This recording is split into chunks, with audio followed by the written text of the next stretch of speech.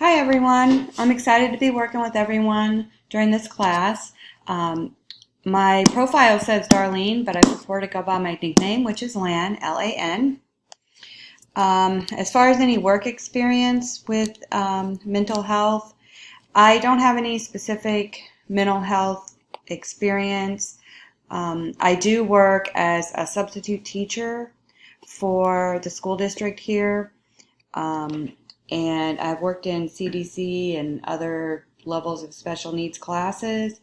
I don't have any access to any mental health records due to being a substitute, so I'm not aware of mental health diagnoses, although I'm sure that there are children that I work with that do have a mental health diagnosis. My thoughts on mental health diagnosis. Seems that mental health diagnosis can be a good or bad thing depending on the circumstances. It seems it's a necessary thing when it comes to billing insurance, but it can have a detrimental effect on a patient who might feel stigmatized by that diagnosis.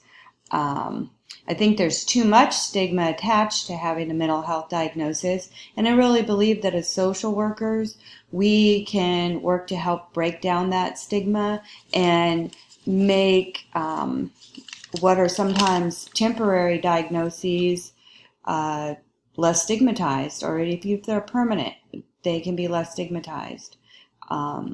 And I do think there's a big crossover between trauma and PTSD and actual mental health. I've never made any diagnoses. I'm not trained to do that, and I've not done that in the past. I look forward to learning how to do that. I am really excited to delve into the DSMV and learn with all of you. It's something that I've been very inquisitive about for quite a while. Great to meet all of you, and look forward to a great class.